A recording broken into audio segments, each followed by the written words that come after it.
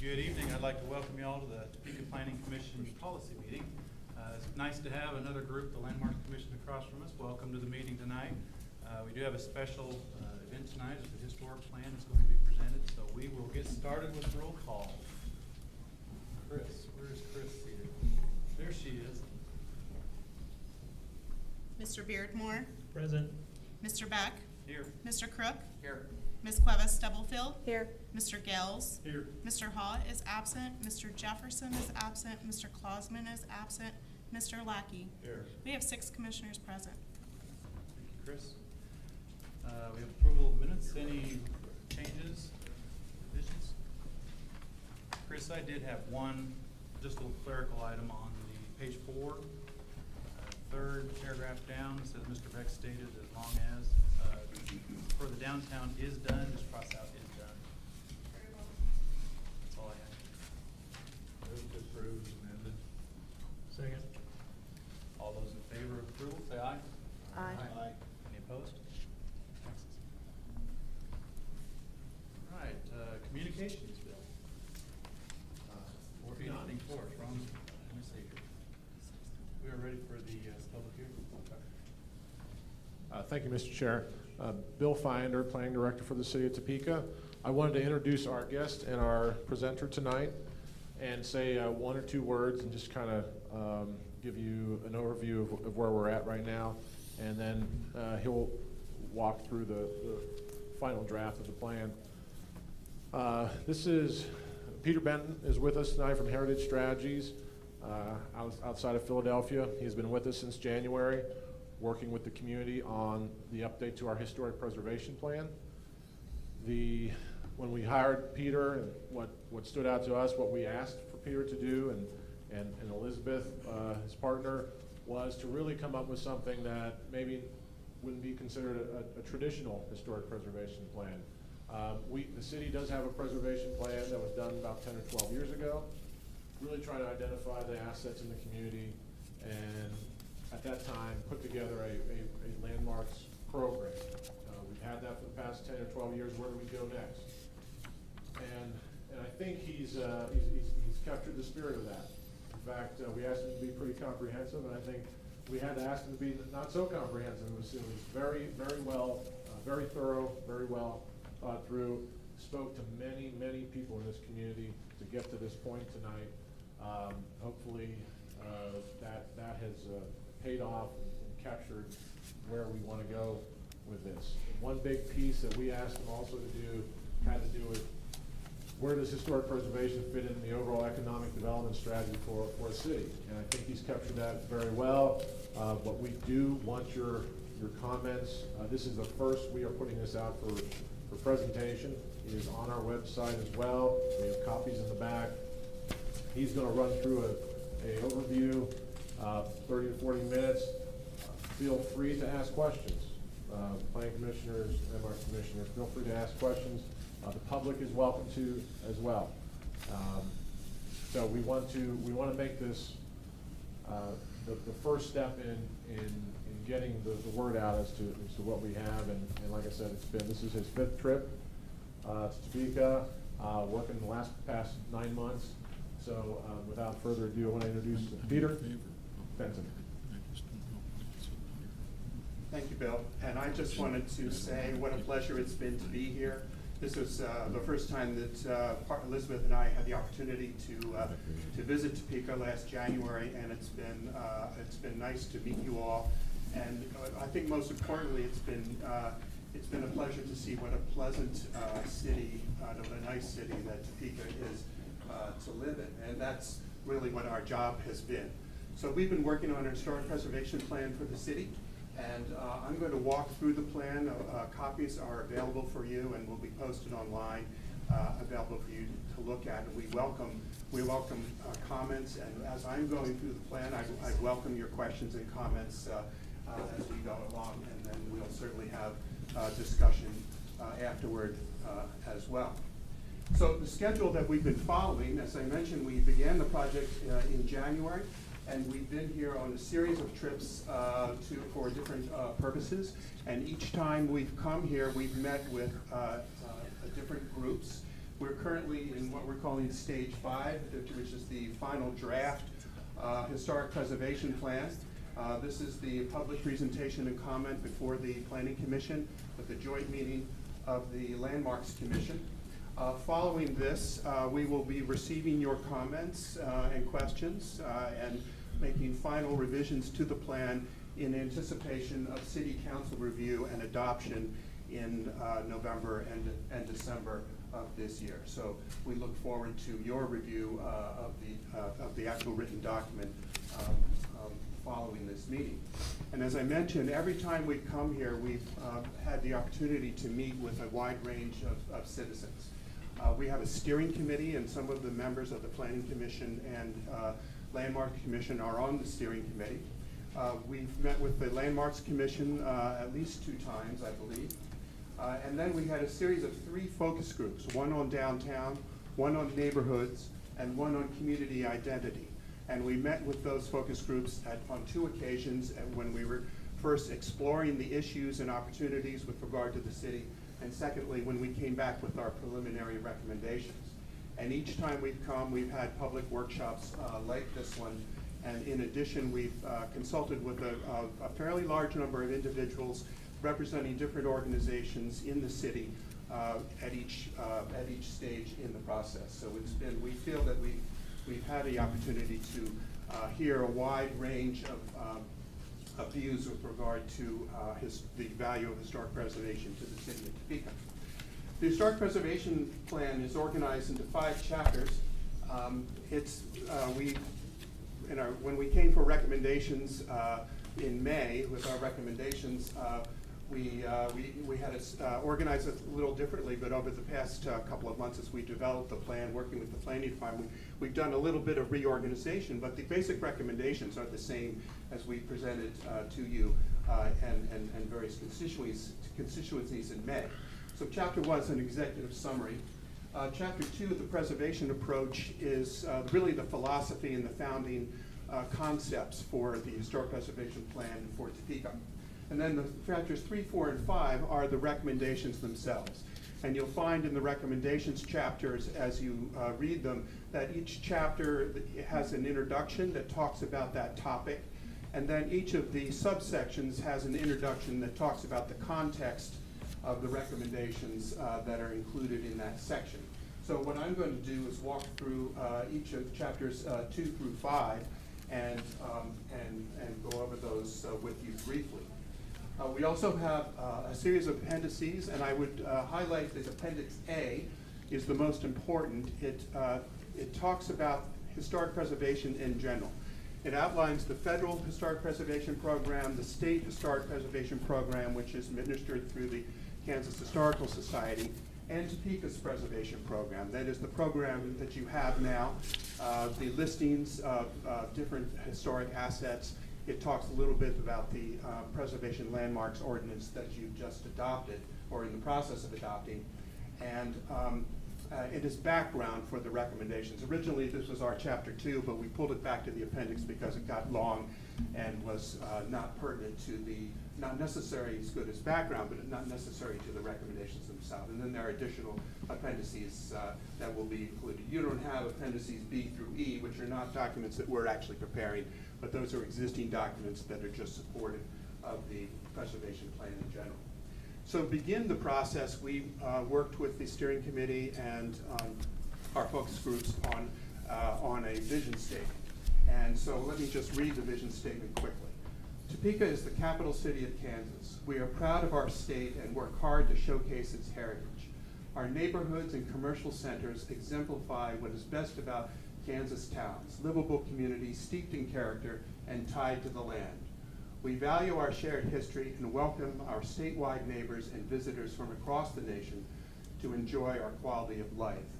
I think what was important to us about this vision statement is that it outlines a responsibility or an opportunity for Topeka that I think you well recognize as the capital of Kansas, and that you really are welcoming visitors here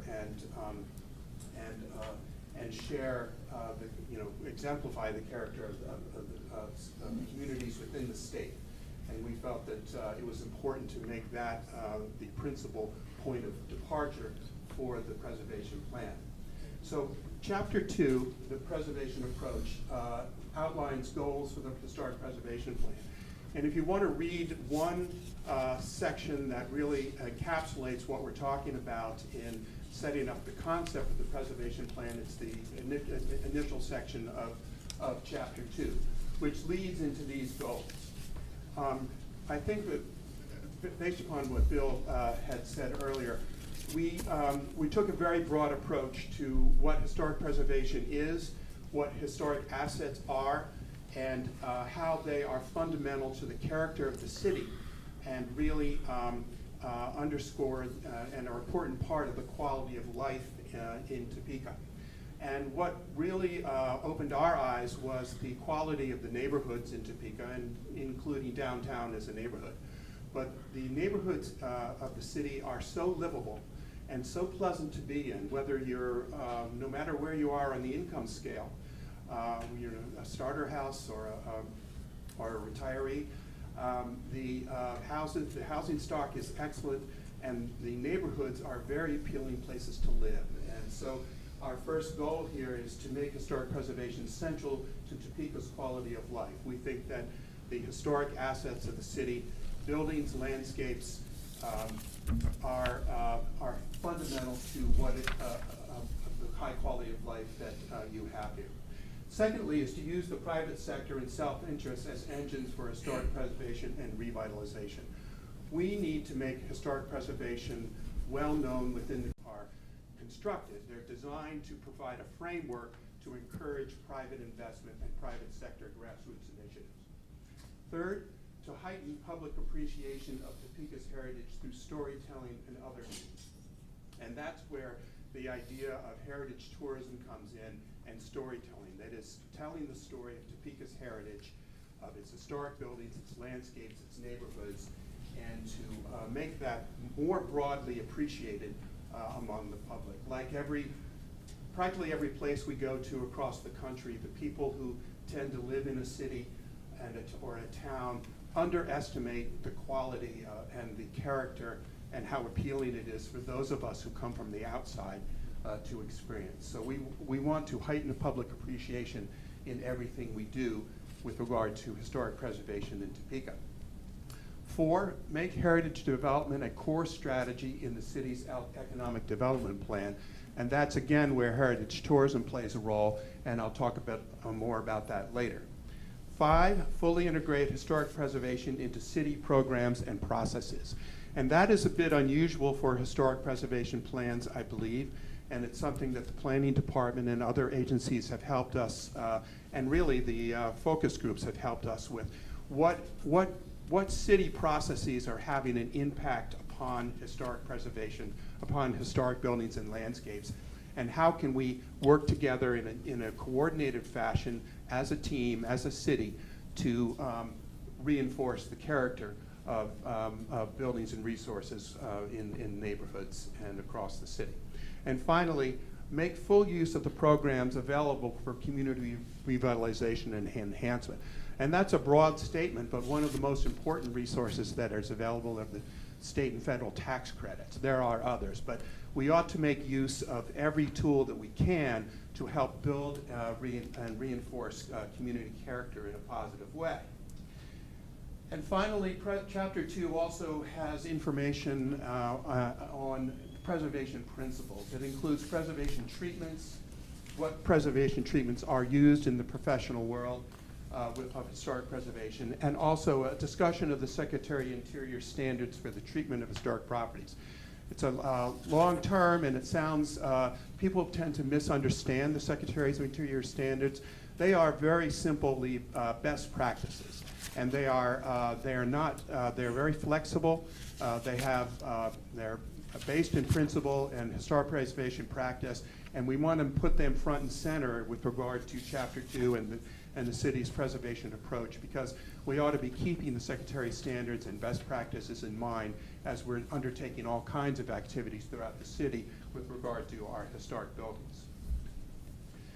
So that was the content, a summary of Chapter 2. Chapter 3 addresses the city's historic preservation program.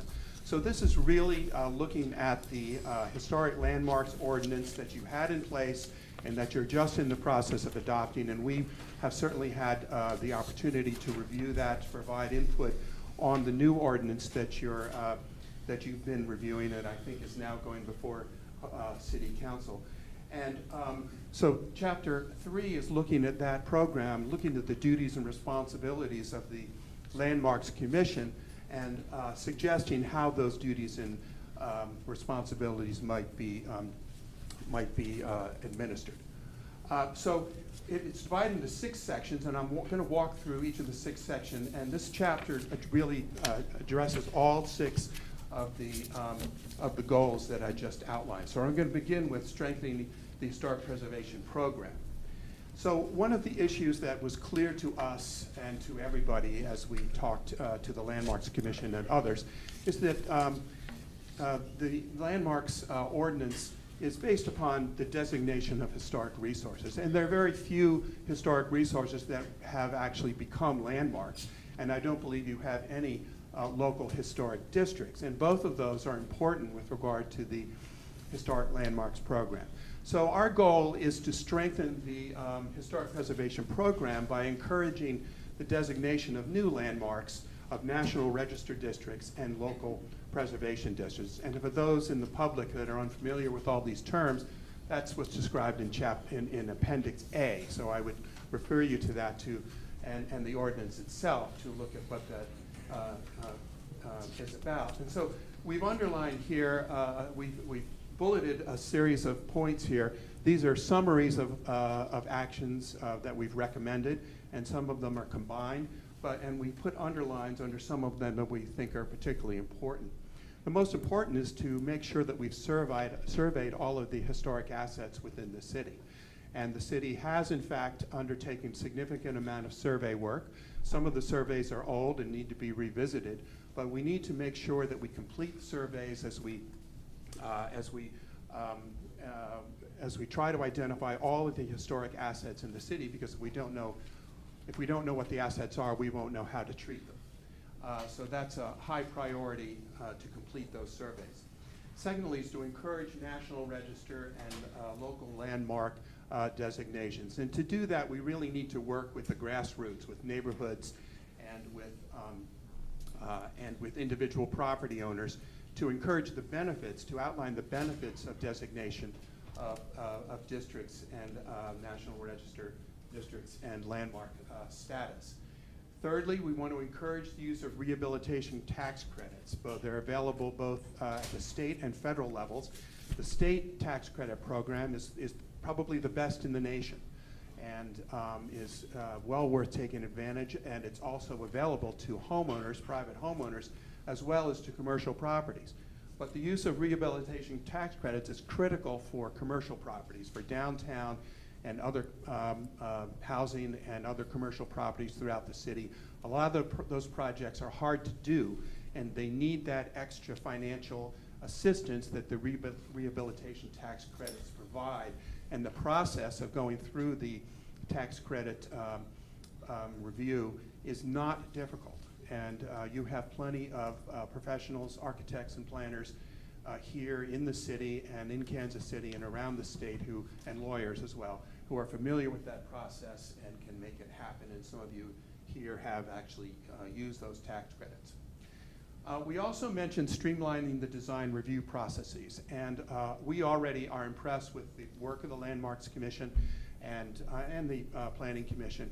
And so we have no criticisms of the processes as they stand now, but we want to make sure that those processes remain professional and high quality and as quick as possible, so that they are positive contributors to the process of preservation planning, and not seen as an impediment to involving in the process for historic preservation as a whole. The annual report we have underlined because we feel that the ordinance stipulates that the Landmark Commission's responsibility is to provide a report to the City Council on a yearly basis. And so we've had some recommendations with regard to that, and we think it's a very important activity of the Landmark Commission. And as I mentioned, we're looking at a broader approach to a definition of what historic preservation is and what historic assets are. So because there are relatively few assets that are actually designated as landmarks, we need to take the entire city into our consideration. That is, when we come to Topeka, we look at the entire city and we say the entire city is historically significant. And then which areas actually aren't historically significant anymore. And there are places where neighborhoods have been lost. There's been revitalization downtown in the hospital district. There's been a significant number of losses of historic fabric. But if you look at the large majority, about 80% of the city retains its historic fabric, I would guess. And so we need to find out ways to encourage historic preservation treatments to happen in the entire 80% of the city, and not just focus on the designated landmarks. So the annual report is the opportunity to talk about that to City Council, to city departments, and to the public at large. And as a part of that, you have been talking about creating an endangered properties list, and that is a highly effective way to, again, get publicity about the most endangered properties within the city and about historic preservation as a whole. The Historic Landmarks Ordinance also encourages the Landmarks Commission to create incentive programs, and you have several of them that are already been talked about, some of them already in place. And they are related to heritage tourism, to grants. We're suggesting grants for landmark designated properties as an incentive to those properties that have gone through the designation process, and also a Save Our Heritage grant program that could be applied to the most endangered neighborhoods, really, to help save properties that are endangered and might be lost. There's also talk about working with facade improvements and revolving loans. And so you'll see in the plan some general recommendations in these 4 categories, and it's still a great deal of flexibility of how they could be undertaken. But the incentive programs are important to build support and involvement and to help make things happen.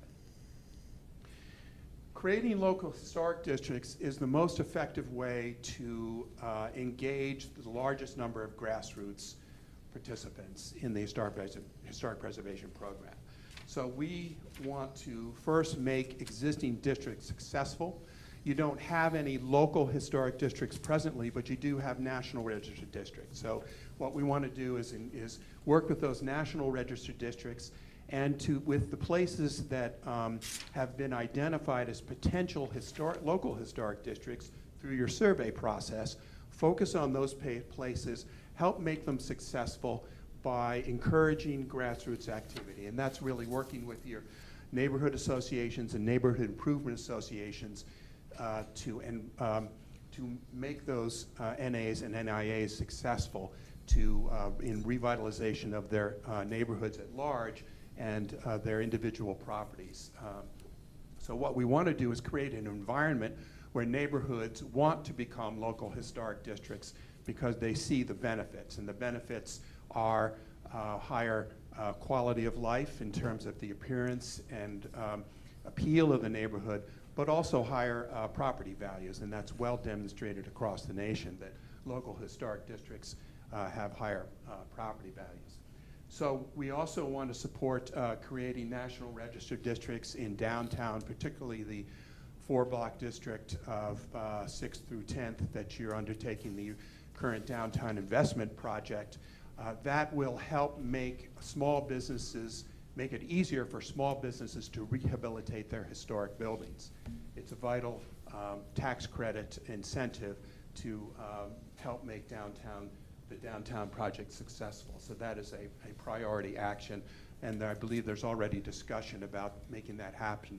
You did have a survey undertaken that made a recommendation as to the local historic district, so you laid the groundwork, and now you really just have to do it, and I hope that there's strong support within the business community to make that happen for really their own benefit.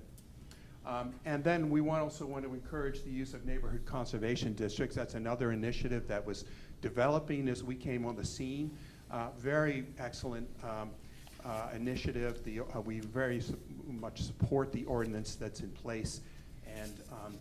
And again, it's another way to get grassroots groups, the NAs and the NIAs in particular, familiar with local historic preservation program with conservation districts and leading to eventually local historic district designations if possible.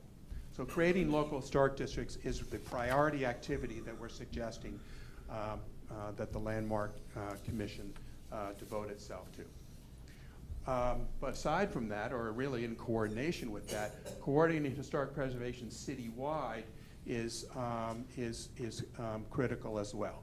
Again, through its work in preparing the annual report for City Council, the Landmarks Commission should be monitoring city programs and understanding their impacts upon historic resources and where those impacts are beneficial and where we're having problems. So the monitoring city programs is a priority activity. And then the ordinance also calls for the Landmarks Commission to advise City Council and the various commissions on historic preservation, which is what they've been doing to great effect, I believe. And also consulting with the Planning Department on a variety of planning initiatives. And we built upon this in the text, really talking about getting involved in the neighborhood or overseeing the work in the neighborhood planning that is being undertaken, and forging positive relationships with city departments. So coordinating historic preservation citywide is a key activity of the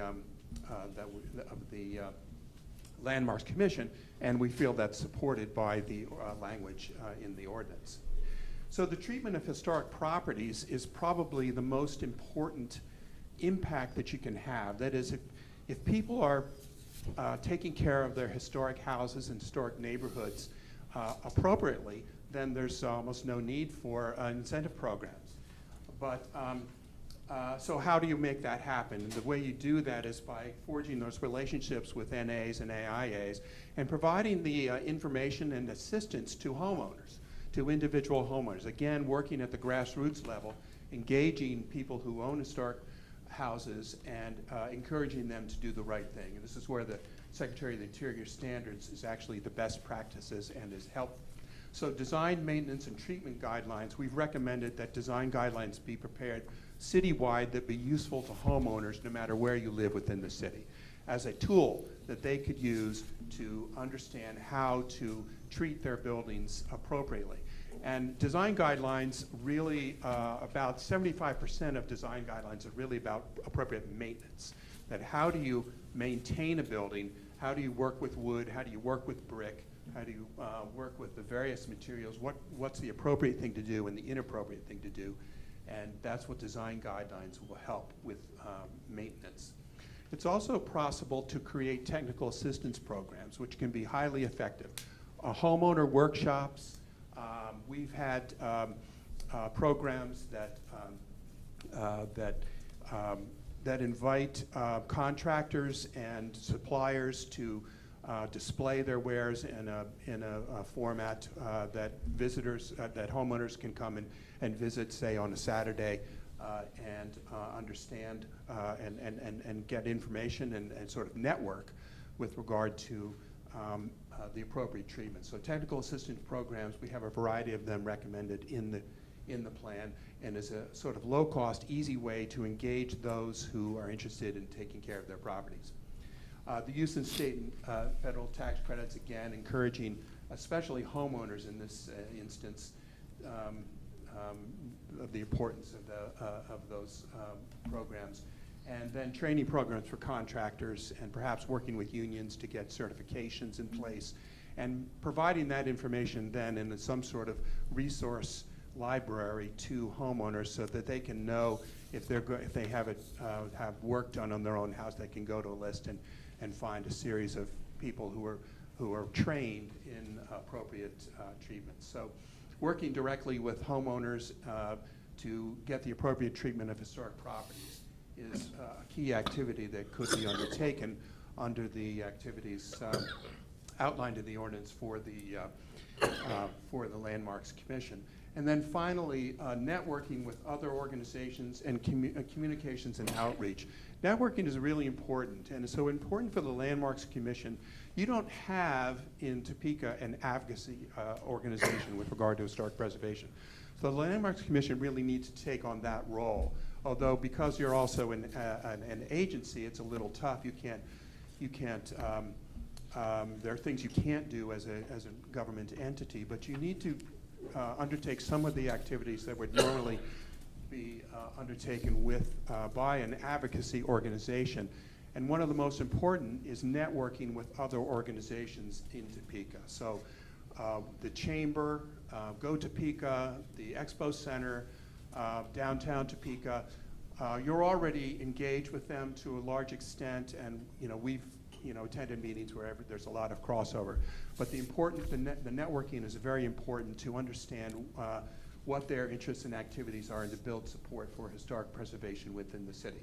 Again, mentioning the neighborhood associations and neighborhood improvement associations. The third point is exploring sources of funding. There are sources of funding, local, regional, state, national sources of funding. And most of the sort of small organizations in the city don't have necessarily awareness or access to those sources of funding. And I think the Landmarks Commission could be at the point of finding out about it and make sure that information is available, and then supporting applications or groups from individual organizations or groups of organizations for potential sources of funding. And that's really where networking with regional, state, and national preservation organizations comes in. So there's the national, I think, it's the National Association or National of Preservation Commissions. I got one word wrong there, but I forget. The NAPC is probably the most important organization for you to affiliate with. But there's also certainly Freedom's Frontier National Heritage Area, certainly the Kansas Historical Society, and Preservation Action, the National Trust. I think again, it's a role that a preservation advocacy organization would normally undertake, but I think that the Landmarks Commission needs to network with those organizations because they have an awareness of what's worked well in other places.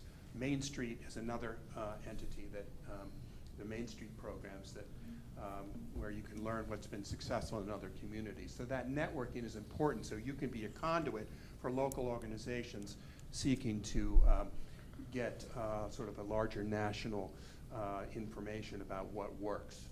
And then communications and outreach, that's working, this is more than just the Landmarks Commission, it's really all of the organizations within the city working together to create a city identity and promote a city identity that incorporates historic preservation as its fundamental concept. And working, really developing a communications plan for historic preservation specifically, but also then working within the city's communications plan and the communications of Visit Topeka and Go Topeka, and to incorporate historic preservation into those initiatives so that everybody is singing from the same song sheet, and that song sheet includes historic preservation messaging. Events, lectures, speakers bureau, there are a lot of ideas for reaching out to various segments of the public, and also I'd include engaging young people, which is one of the most important activities that that can happen with regard to that, building the support of the next generation of young people. And that really is going to happen not necessarily through the Landmarks Commission, because you're basically a group of volunteers, and I'm sure the planning department is limited in what they can do in conducting that. But some of those activities you can take on. But most importantly, you can serve as a clearinghouse to work with other organizations, the historical attractions, the Historical Society, other organizations within the city to coordinate events and lectures and make sure that they're cross-marketed to a wide variety. Everybody, again, working together to pool their resources and activities. Again, with regard to engaging young people, I think the most important thing we can do is really the next chapter, historic heritage tourism, but getting people to visit our historic attractions. And so let me, with that, move to, I knew I'd do that. There we go. Chapter 4 then is about heritage tourism. Now, we originally put this at the end of the document, and the planning department asked us to put it second, because this is really our outreach. And again, it has two reasons. One is to goal 3, heighten public appreciation about the historic assets and the importance of historic resources to community character in Topeka. And 4, to support economic development. And so we need to work with Visit Topeka and the historical attractions and Go Topeka to look at historic preservation, or really heritage tourism, as an element of the larger city's economic strategy. And heritage tourism will never generate large volumes of money, but it does support local businesses, and heritage tourists are a particular type of audience, and they tend to be older, they tend to spend more, they tend to be looking for a complete experience. That is, they're not just looking to go at historical attractions, but they're also looking to go to restaurants, they want to go downtown in your historic buildings, they want to shop, they want to do a variety of activities. They're really looking for the ambience that you have here already and that you can build upon. And it will, with regard to heritage tourism or tourism generally, it will be an asset because it will give people who are coming here for events or other reasons something additional to do. So they may come earlier, stay an extra day so that they can do it. So we want to work with the Expo Center when Visit Topeka and Go Topeka and really encourage heritage tourism to be one of the elements within the larger economic strategy. So how to do that is really the fun part, I feel, and that is by creating a citywide interpretive presentation.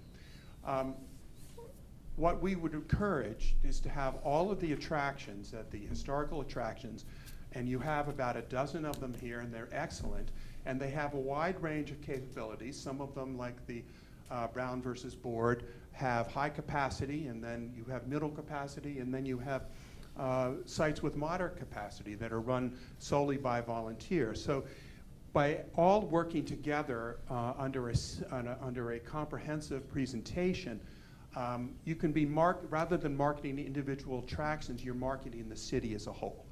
So what we're encouraging is the development of a citywide interpretive plan as a priority action. And you can get your, the historic sites that have professional staff can help and lead that, such an activity. And it might be possible to get technical assistance from the National Park Service through both Brown versus Board, but also through Freedom's Frontier National Heritage Area to help you plan such an initiative. It can be done locally, but you can also get professional assistance, perhaps from the Park Service. And that has just happened where in Niagara Falls, where we've prepared a plan for the Niagara Falls National Heritage Area. After we completed our management plan, they went to the Park Service, got the Park Service to prepare an interpretive plan for them. And so that's what the kind of initiative that we're recommending that you undertake. So it would coordinate with regional and national partners, and I think your two most important are Freedom's Frontier National Heritage Area. They will market you to a statewide and national audience, and the National Park Service through Brown versus Board and through their other sites. They will also, and already do, market you as a national destination. So how does that work? So what we suggest is that the existing interpretive sites become basically your anchor attractions. And so you have about a dozen sites. Some of them are already well established, some of them are evolving, and some of them are just beginning to be developed.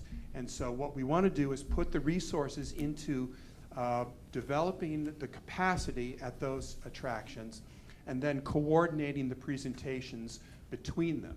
So you develop themes for the heritage area and storylines, for the city, storylines and themes for the city as a whole, and then each of the attractions can see how they fit into those storylines, and then they coordinate with other attractions in telling a particular story. So whether it's the railroad story or the early statehood story or the civil rights story, you begin to tell the same story from different perspectives at different sites.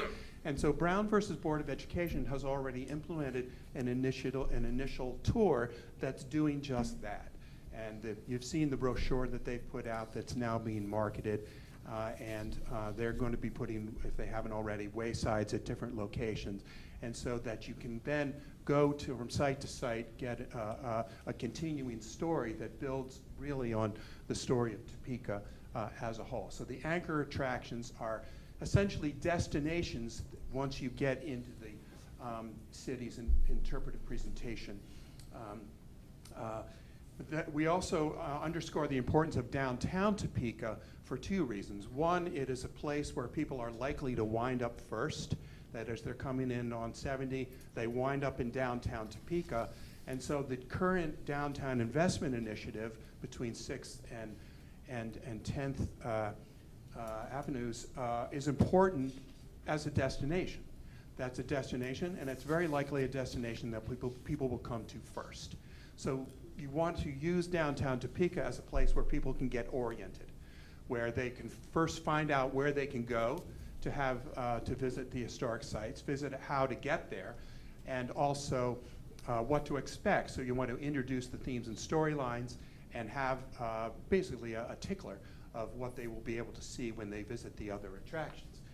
But also the importance of downtown is as a service center. So restaurants, shops, food and restrooms, it's an important place where visitors can get the full service experience that they're expecting, that heritage tourists are expecting. So downtown Topeka is an important part of the interpretive presentation. In addition then to the anchor and downtown, any interpretation should have a lot of self-guided outdoor exhibits. So people show up at different times. You can't predict where they're going to go and how they're going to connect to your system. So what you want to do is create linkages between your historic sites and use public places as opportunities to tell your story.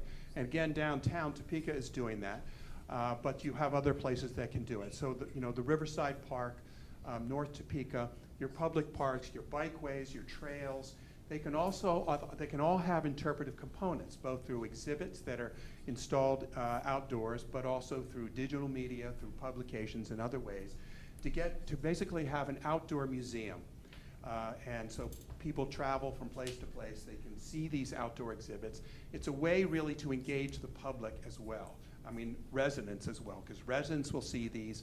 You could have neighborhoods participate if they desired. Some of the public parks could have interpretive elements within them, similar to what you're doing downtown along the streetscape. But you would only want to do them in publicly accessible places. No private site should be interpreted without the participation of the homeowners. And so we know where this has been done in other communities. And so there are models you can build upon that you can look at. And some of them have, you could get businesses who want to participate, who want to put interpretive signs, and you can share that cost. And it's a relatively modest cost. The importance of public art is extraordinary. And you already have a leg up from other communities we've visited because of your work with Noto. And so we would encourage public art to be a fundamental part of your interpretive presentation. That is, developing art that has some form of interpretive content. And it's an extraordinary effective way to get people's attention and to do a positive installations that help build the character of the community. And then maps, guides, brochures, digital. There's a lot of that you can do relatively inexpensively to support. So basically, it's a system. And it needs to be planned out. It's not something that you can really do ad hoc. It doesn't take a lot of, it's not hard to do, it's fun to do, and we certainly encourage it. Then the overall visitor experience is really everybody's responsibility, but it's led by Visit Topeka. And so they play an important role in how the interpretive presentation is presented, promoted, and what kind of experience. So the website, promotional materials, wayfinding is extremely important. We certainly encourage completion of the wayfinding program because visitors like me who come for the first time, we don't know where we are, where to go, and those wayfinding signs are critical to getting you to go to the right places. And then, especially to orientation, where are you going to have orientation happening for visitors who come? And so those sites can be identified. Downtown should be one, Expo Center should be one, some of your other key interpretive sites should be one. So the wayfinding. So the visitor experience, working on the visitor experience is important, and that's where Visit Topeka really plays a leading role. And then how can it be organized and managed? And what we're suggesting is that the Topeka Tourism Alliance be further developed as the implementing entity. They would need staff support, it would need some sort of resources, but they could be the entity that really spearheads and rides herd on the development of the interpretive plan and its implementation. So we would recommend, and you're very fortunate in having an existing structure already set up that doesn't have to be reinvented, and so we're very encouraged by that. There does need to be financial support. We're not talking about a lot of money, and the great thing is it can really be phased in over time. That is, you already have an experience here, so you just have to start marketing it in a way that people know what to expect, and when they get here, they have a good experience. And then you can phase it in over time with investments. The downtown investment will be a big help. So there are a variety of potential funding sources, but some of the monies that you use now from the transient guest tax are important to continue that modest level of funding to help make this happen. And we also want to underscore funding for nonprofits. That is, you have a variety of nonprofit organizations, historic sites within the community, and they're all struggling to survive financially, and they need support. And we can achieve a lot more collaboratively than we can with these historic sites competing with each other for the kinds of support. So, and I think that's another place where Freedom's Frontier can play a role. There's some funding available through that, but most importantly, they become a catalyst for accessing funds both at the state and federal and nonprofit level. So chapter 4 is about heritage tourism, and that's about making historic preservation visible to residents and a part of your economic development strategy. So chapter 5 is called Special Places, and it's really about the neighborhoods, it's about downtown, and it's about city programs. So you have so what we were struck with when we came here is the well-developed neighborhood programs that you already have in place. And those are the neighborhoods, especially the ones that are closer to downtown, that need the help, and that really you have the structure in place and undertaking the activities to make it happen. So the goals that are addressed here is that historic preservation is central to Topeka's quality of life, and we want to integrate historic preservation philosophy and programming into the city's programs and process. So we're talking about neighborhoods, downtowns, and really building maintenance. So the first part is about neighborhoods. So there are 3 basic points that we want to make. You are currently doing a great job in planning for neighborhoods. The neighborhood plans that you've been creating over the last decade or more are excellent, and they already do encourage historic preservation, and we want to encourage that to continue to happen. So this preservation plan is not just about what the Landmark Commission is doing, but it's looking at what else is happening within city government and city agencies, and how does that affect historic preservation. And the planning for neighborhoods is the most critical area. So the neighborhood health maps, the neighborhood wellness strategies, the development of the conservation districts, all positive things that we want to build into this historic preservation plan, encourage them to continue to happen and continue to develop. So the planning, it's important to continue planning as we go on. And really one of the most important things in the planning is actually the surveying, completing the surveying that I mentioned earlier. Secondly, neighborhood revitalization programs. The Housing and Neighborhood Development Department and others that are working with, Public Works, working together. We heard a lot about how that program works. In our neighborhood focus group, as I think I've mentioned previously, there was positives and negatives about how it's working. The basic important thing is that you've got the program in place already and it works. It's the coordination that sometimes people get frustrated with at the grassroots level.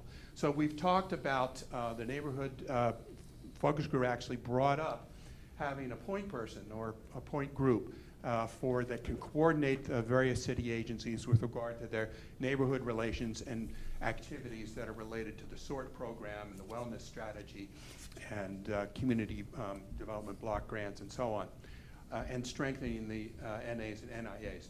So how do you get all of the city agencies to work together to be as effective as possible, particularly in those neighborhoods that are struggling to revitalize? And I got here early yesterday and had the opportunity to drive around in the afternoon through the neighborhoods and just really struck at how beautiful they are. And again, I stress that even the modest neighborhoods are so beautiful, so pretty,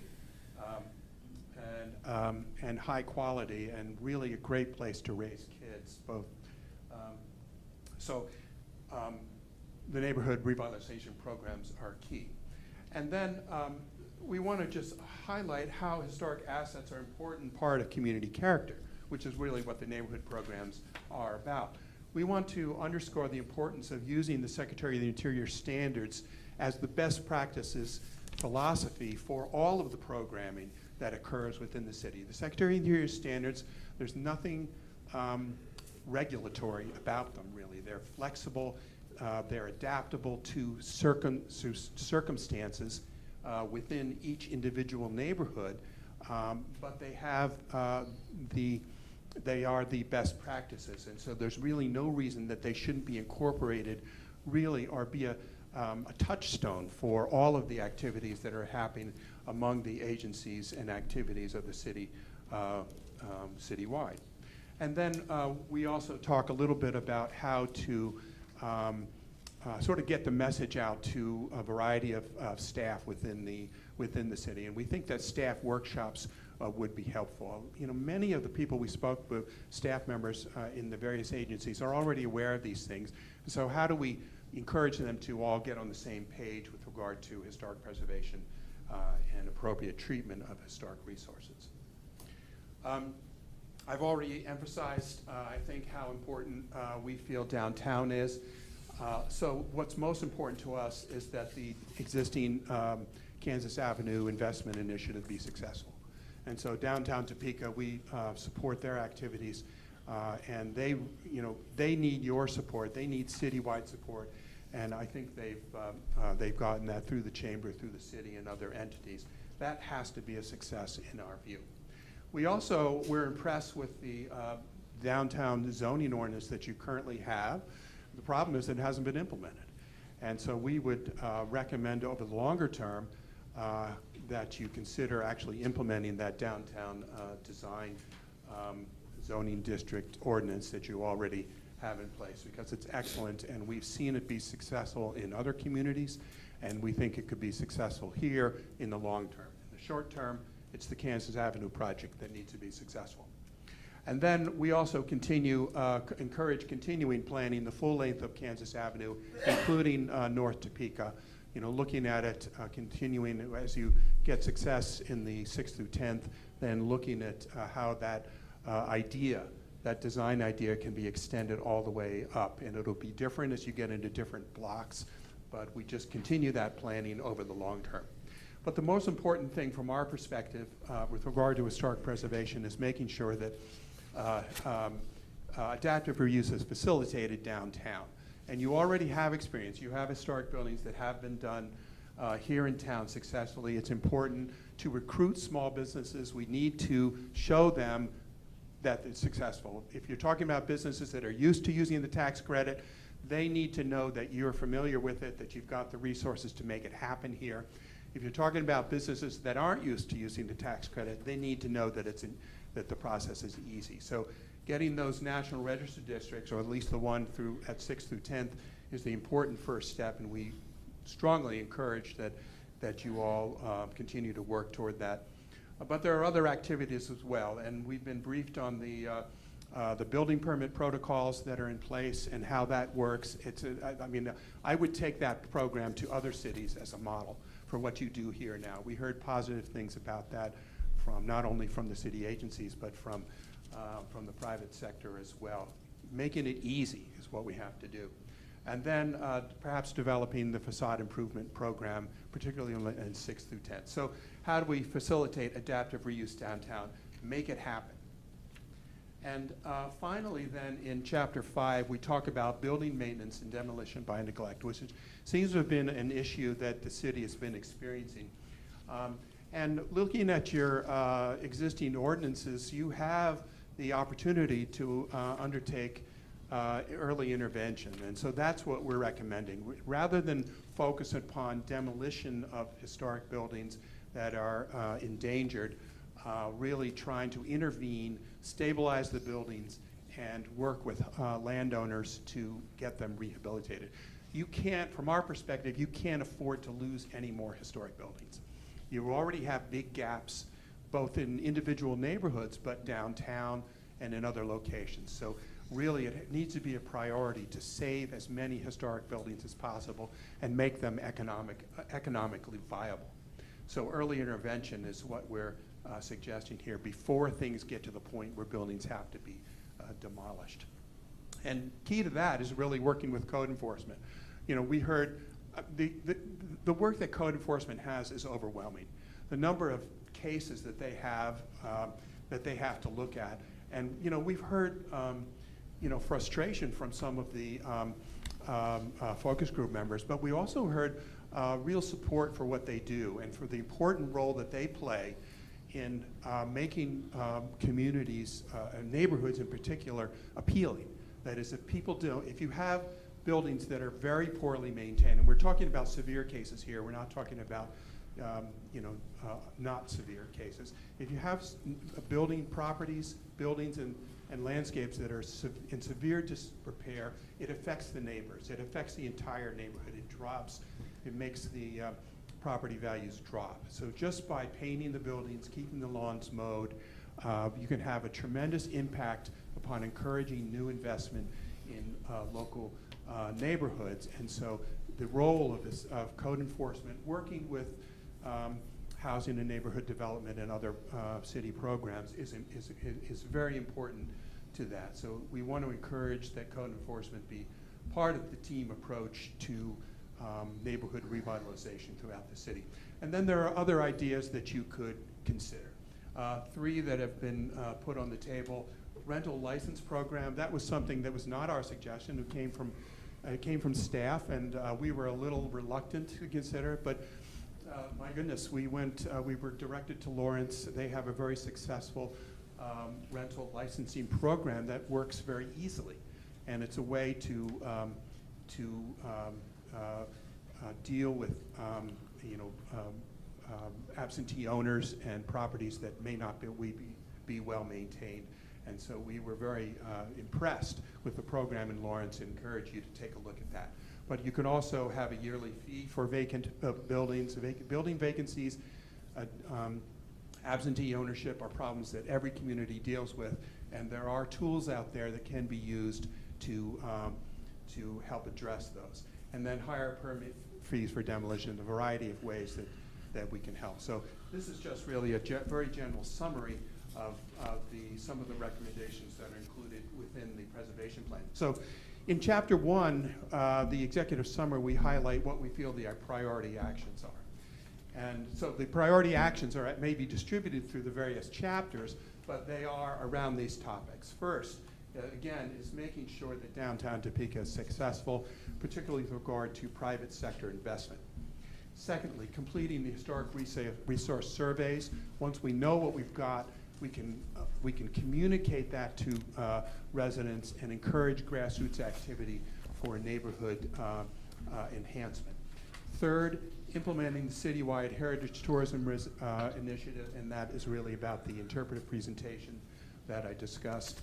And 4, focusing upon neighborhood preservation and revitalization. Again, it's grassroots activity that's going to make a difference. And it's going to make a difference because people know the right thing to do, and they are willing to do the right thing. And the great thing about historic preservation is the right thing is easy to do. Sometimes it's a little more expensive, and that's why we need incentives. But I think that it's well worth it, and particularly with regard to your types of buildings in your neighborhoods, it's all wood construction. It's not that hard to take care of wood buildings well. And so we think that the neighborhood is the place to focus, working to encourage local historic districts. But if you can't get local historic districts, work with them anyway. Work with the neighborhood associations, the neighborhood improvement associations to make all this happen. And finally, incorporate historic preservation principles into values into the city programs and initiatives, which is what I was just discussing in chapter 5. So I think that is the end of what we've got here in terms of my presentation. I talk too fast for anybody to interrupt me, but I would certainly welcome any discussion that you would like to have now with regard to these topics. Thanks. Yeah. So any questions that you want? Somebody's got to start. And I noticed that our audience all sat in the back 2 rows. So our first action ought to be to make them sit up front. Any questions at this point? Or yeah. I agree. You have a recommendation here of a long-term program for surveying historic assets, and I think that really is a weakness in our city, is that we have not done as much as possible to survey some of the properties. So it's difficult to determine what we have right now that's historic. Can you give me some suggestions? Like how do other cities approach that? What we're dealing with is basically historic neighborhoods and historic districts. So it's not, and we need to do it in a way that is streamlined and fast and effective and inexpensive. And I understand that the Kansas Historical Society has such a process, and we're actually going to meet with them tomorrow, and we'll talk about it with them. But I know that in other cities, particularly Philadelphia, which I'm particularly familiar with because I sat on the board in Philadelphia of the Preservation Alliance for Greater Philadelphia, and they developed a process where they have a historic preservation professional using student interns going out in the field and then surveying neighborhoods quickly, and all the information gets entered right onto a tablet or a laptop right in the field by interns who are overseen by a professional. And so that information, it's quick, it's easy, it's a modest amount of information that needs to be put in, and hopefully that information can then be loaded right into your GIS system, which makes it relevant, to your neighborhood planning, but then also to the Kansas Historical Society's digital online survey. So the point is to find a process that works, that quickly, that you can perhaps use student and intern volunteers. In my own community in Chester County, Pennsylvania, we had just completed a county-wide historic preservation survey. It was all done with volunteer labor. So we have a county historic preservation officer, and they developed the protocols. They trained the volunteers, and those volunteers then filled out the forms and did the surveys, and then they were backed up by our county GIS system. And so that's another way that you could do it neighborhood by neighborhood, with local residents who are actually filling out the forms. And they might need a little help doing it, but that's another way. So I think it's possible to do. There are certainly other places where it's been done. Ma'am. What is in that survey? Are we talking the number of stories, the number of windows? So the question is what would be in a survey? The state has a survey form which needs to be filled out in order for it to be applicable to the Kansas Historical Society digital inventory. And so it will involve what is the period of construction, what is the style of the house, and then the basic information that you're outlining. So they will basically have, you can get a sort of a primer to guide you on what kind of information is available, what kind of information to put in. So it's basically filling out the form appropriately. And then if you can do it digitally, it's automatically available. So it's not a lot of information, but it needs to be done property by property. We also would like to gather some information on condition, in what we call integrity, which is how much historic fabric remains on the building. So it's not brain surgery. Relatively simple. Sure. So once that survey data is accumulated, what process, or is there a set of criteria that determines, is there a body or entity that determines what is historic and what is not, or does that Yes. lead back to an incentive program? Yes. So once you have the survey, it will help in several arenas. One is that it provides background documentation for your neighborhood plans. So automatically, right now you have property by property assessments in your neighborhood plans. This will add another layer of historic preservation to that. So you will be able to map immediately through your GIS system historic buildings, what period they are, what time frames they are. If you recall in our earlier meetings, Tim, through the planning department, took the assessor's information and actually developed a map that showed how the city grew over time. And it's very rough, but it's quite informative to see how the city developed over time in terms of period of construction. With these kinds of surveys, that will be fine-grained, and then it can influence your decisions that you're making within your neighborhood revitalization programs, because we want to, for instance, if you go in and are rehabilitating or providing HUD funds for new housing or rehabilitation of existing housing, you want to know that those houses that you're focusing on are in fact historically significant, and therefore you do want to follow certain procedures with regard to them. So it will inform activities that you already are undertaking within your city programs. Then in addition, with regard to the state, it will provide information for their survey database with regard to where are the historic buildings in Topeka. But I think the most important thing is for the neighborhood themselves. If once the neighbors realize that their buildings are historically, the professionals consider them historically significant, they then will hopefully gravitate toward the appropriate treatments that we're talking about providing support for, whether it's incentives or just information or contractors or workshops or so on. But it also then identifies for where are your concentrations of historic buildings. And so already some of the surveys have identified places that could become local historic districts. And what we want to encourage over time is for those neighborhoods themselves to volunteer to become local historic districts if they can realize the benefits. So I think there's a variety of ways, but it's basically the foundation for everything we want to do is the survey. Does that answer your question? Well, I guess I was looking for, is a 50-year-old building historic, or was it the fact that somebody rode their horse there and died? I don't know. No, it's really in a situation where you have historic districts, it will be the district as a whole will have a significance for its architectural quality, for the quality of the neighborhood as a whole. And then the question, so if your neighborhood has historic quality to it, and then which are the buildings and other landscape resources that are contributing to that quality? Some of them will be contributing, some of them won't be contributing. I just, maybe I'm not quite fully grasping this. Are you You want to use suggesting- your mic there, because it's being recorded.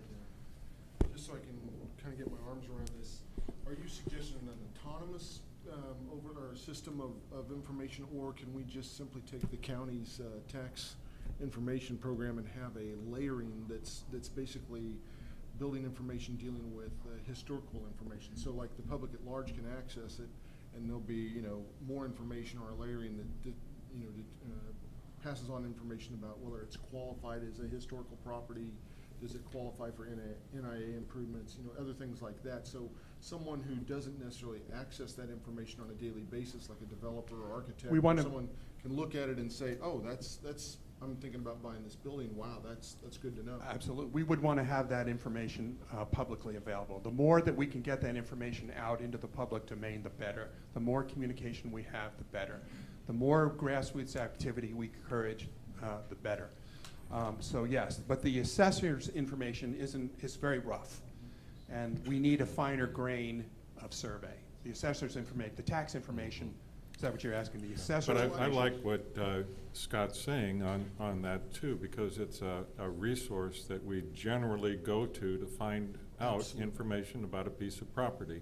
And if Way we it was can built. add to it, if we Yeah. can cabbage onto that same system and add another layer, as you say, it'll make this available in an easily and in a form that we're used to using. Yeah, the clients know how to access it. Right. The public at large. Right. And it's already a created system that's fairly Right. reliable. I mean, there's some dating that needs to be updated, but in lieu of starting from scratch, we have a fairly thorough system that could possibly be piggybacked. I think that the historic resource surveys need to be done to the Kansas Historical Society's criteria. And I think that once you and you've already done quite a number of surveys, once you get them digitized into the GIS system, I think it's more likely that then may work back into the assessor system, because your information will be higher quality, finer grain, more accurate. Right. But I think, you know, like I think you're observing also, Scott, it makes these things usable and significant if we use them. Fewer people are going to be going to the Historical Society looking for this information. If I'm looking at buying a house, or if I'm looking at, you know, somebody's asking me about a house, I'm gonna go straight to the county assessors. Right. Well, you can Box. also go directly to the Kansas Historical Society's digital website. All of their surveys are online. So you ought to be able to access if you're looking at purchasing a particular property, I believe that you should be able to go directly to that survey on their system. I go probably, maybe, I don't go that often, maybe once a quarter, I'll go to our county assessors thing. And even though I'm here on the Landmarks Commission, right now I can't remember going to the Historical Society's database on property looking for information like that. It's just that it being a place where I Right. look for I think it. the key to that is tying the two together. Right. Because Right. that information is available online, but tying it into the county appraiser's site that is Right. readily accessible by and known by a lot of people, is even if it's just a simple link to the State Historical Society, would be beneficial. And many times, you're gonna find most people access that county information because of proposed improvements to their properties, or the desire to acquire a particular property, or they're concerned about an adjacent property, they're wondering what's its assessed value.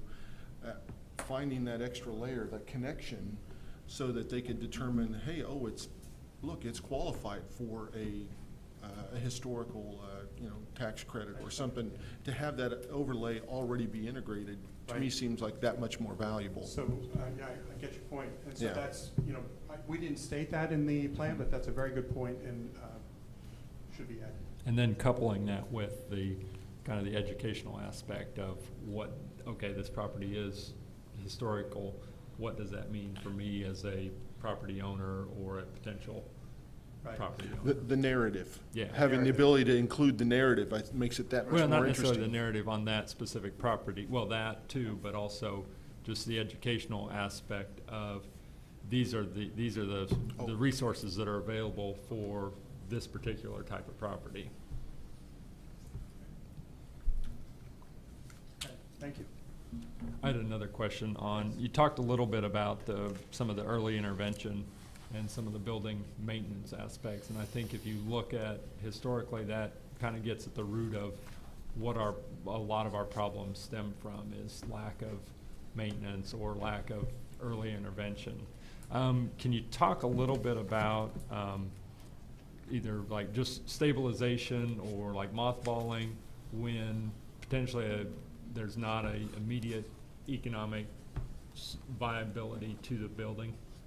Well, it's very important that buildings be stabilized, and there are processes for appropriate stabilization. And I would suggest that that you develop guidelines, and part of your design guidelines might be how do you stabilize a vacant building. But the most and when I talk about design guideline, about maintenance being 80% of design guidelines, it's, well, you know, why are roofs important? You know, and here the roofs are totally important. If you have a leaking roof here, you're going to have rotten wood below it. So if you take care of the roof, you don't necessarily have to paint the building. The building will survive at least. But I think that it would be important as part of design guidelines to have sort of maintenance standards for vacant buildings and guidelines for how buildings. Normally, in buildings that we mothball, we have a protocol for, you know, making sure the windows are secure, making sure the buildings are actually ventilated. If they're not being heated, you don't want to close them up. You need to have them ventilated. And so there are build processes like that that could be incorporated into guidelines that could be used citywide. Is that?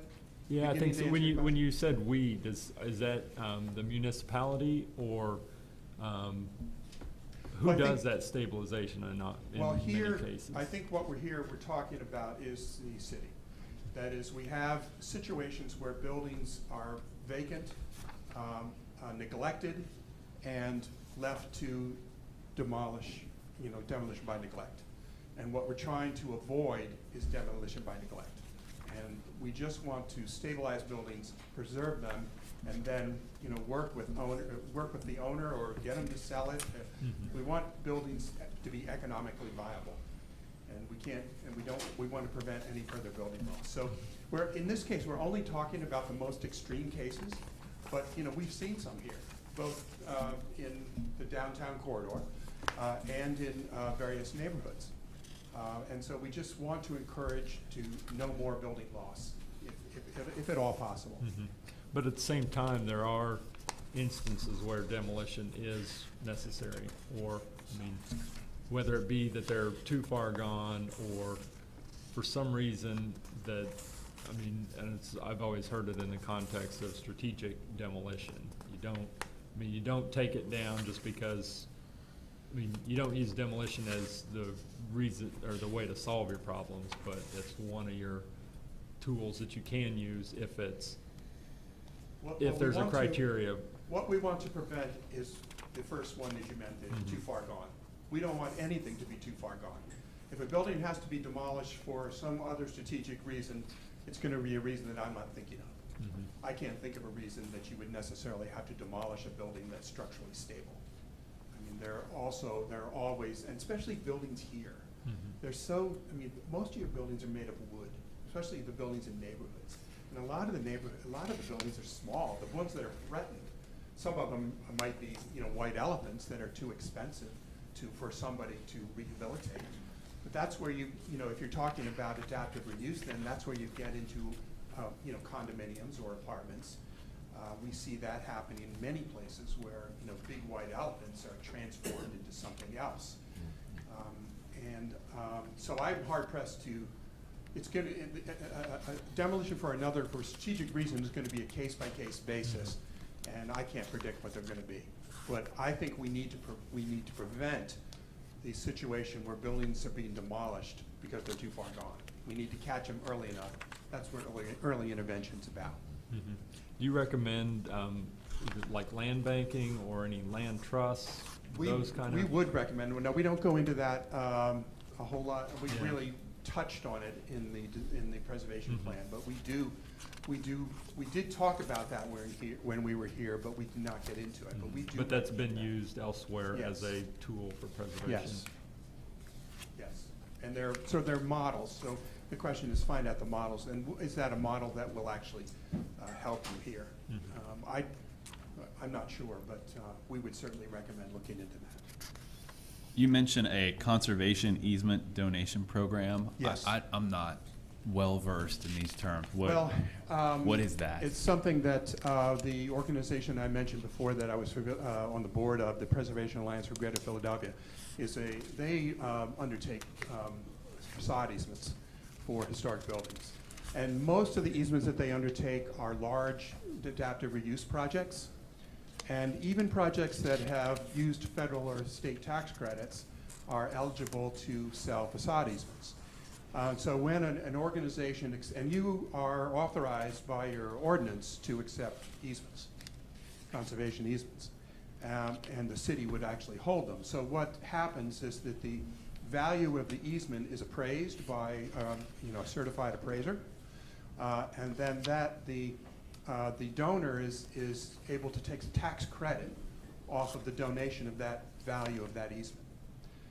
And then the value of that easement, or the value of the tax credit, is then divided between the owner and the organization accepting the easement. So that you don't just accept the easement, but you also get cash.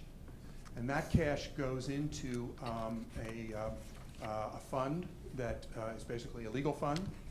But that fund can be minimal compared to the amount of income that could be accepted. So where is it most, but in Philadelphia, which is what I'm most familiar with, it's not only large buildings that have donated easements, in which case you're talking about large sums of money, but also townhouses.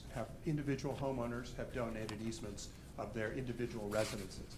Now, I'm not sure whether that's going to be a tool that's really effective here, but it's something you should consider, and especially for your higher value properties, perhaps. And it certainly, again, it helps the private sector put the investment, get the extra money that's necessary to sometimes take care of buildings that are historically significant. You had mentioned that we're missing advocacy organizations. Yes.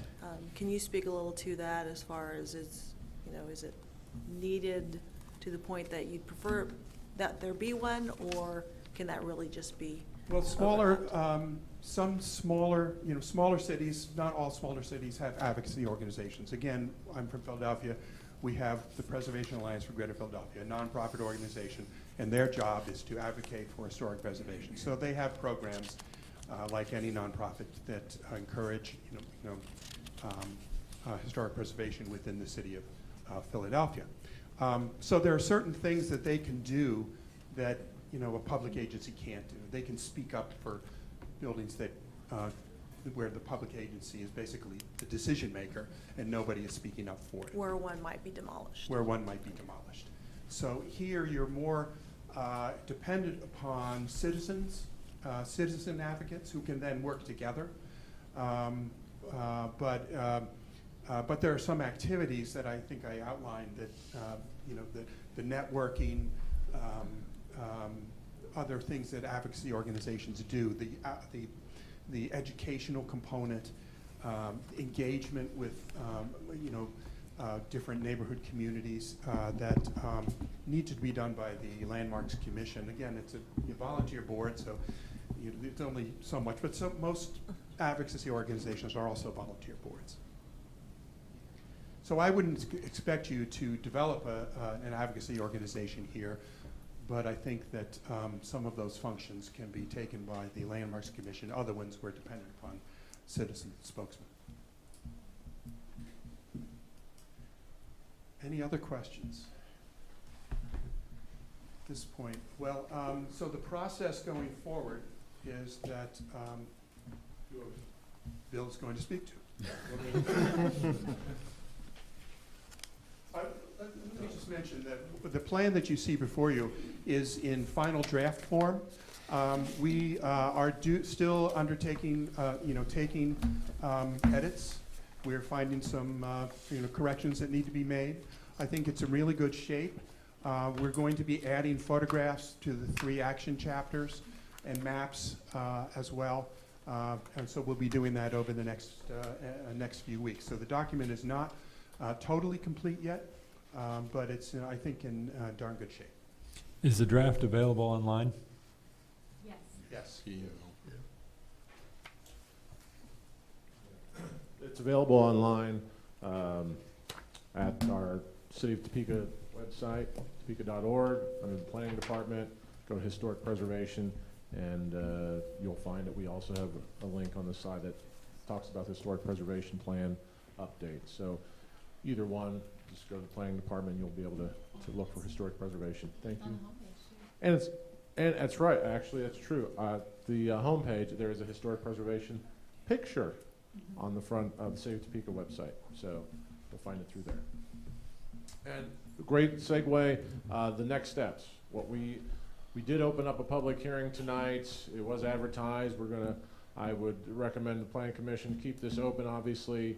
One of the things we want to do is have the Landmarks Commission drill down into this thing and discuss amongst themselves the review of the document and bring back those recommendations as well, so we can ultimately have the Planning Commission. This needs to be adopted as an element of the comprehensive plan for the city.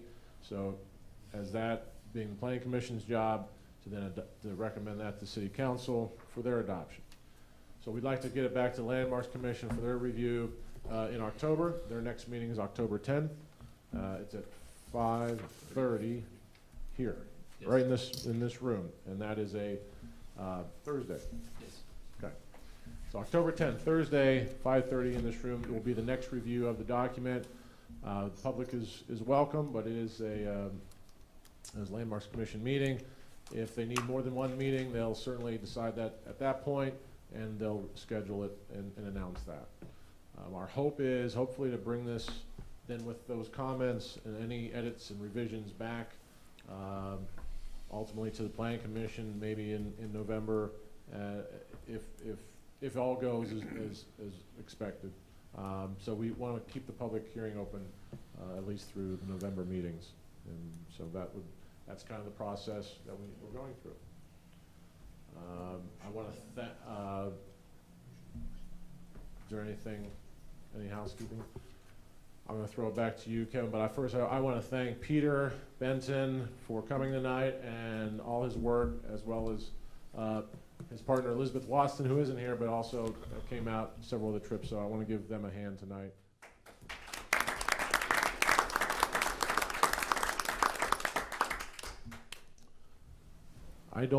Well, it's back to you, Mr. Chairman. So that's all I have. Thank you, Bill. Well, that's our only agenda item on here, but I think moving forward, if we want to continue, we would need a motion to do that. Mr. Chairman, I'd make a motion to continue the public comment portion of our meeting. I guess we'll call roll for this, please, Chris.